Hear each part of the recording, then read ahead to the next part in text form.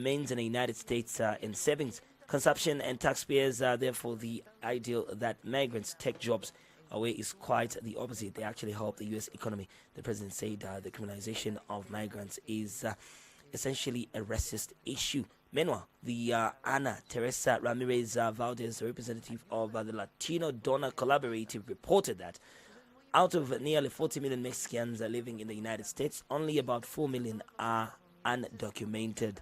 According to the data she shared, this group contributes more than $780 billion US dollars to US GDP. Now, we are all in aspects and areas in the United States.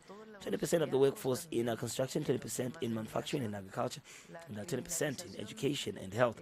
We're talking about some states in the United States importing doctors from Mexico because there's not enough capacity, Ramirez said. The campaign follows the launch of an international U.S. government advertising effort against undocumented migration, which has already started airing in Mexico on both broadcast and pay television during high-audience events such as football matches and prime-time programming. Claudia Sheinbaum also announced that she will send a proposal to Congress to legally ban the dissemination of foreign propaganda in Mexico containing discriminatory messages. These are test cases. They won't stop there. Congress members rally outside state debt against the arrest of Palestine activist Madawi.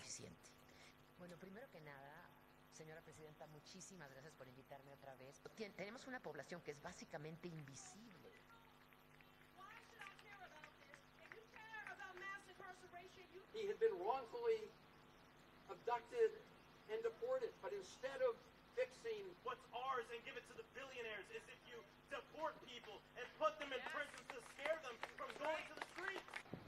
Allow me to digress for a moment to remind people that this is a for-profit. When Mosen walked into an immigration office 2 weeks ago for what was supposed to be the final step, think about this, the final step in his citizenship process. He's about to become a citizen of the United States. He followed all of the rules. He followed the law. But instead of completing the process, Mosen was illegally detained, armed, masked individuals in plain clothes arrested. Any information as to where they were taking him or why or what would happen to him.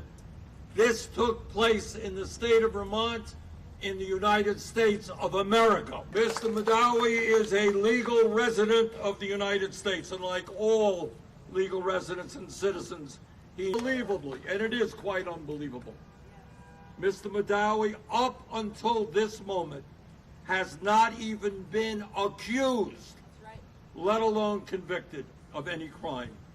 And yet, tonight he remains in a jail cell.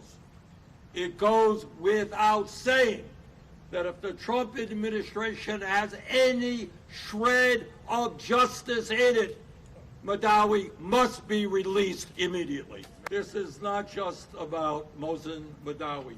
It is about you and you and you.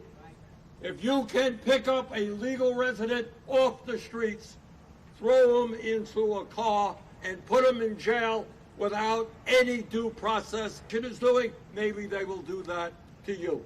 You don't like what the fossil fuel industry is doing, maybe they will go after you. I am in prison, but I am not imprisoned.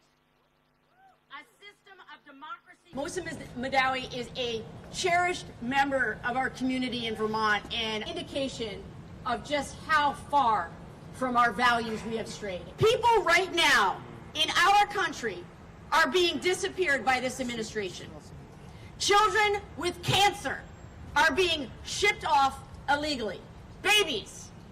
Students are being harassed and detained and intimidated and threatened.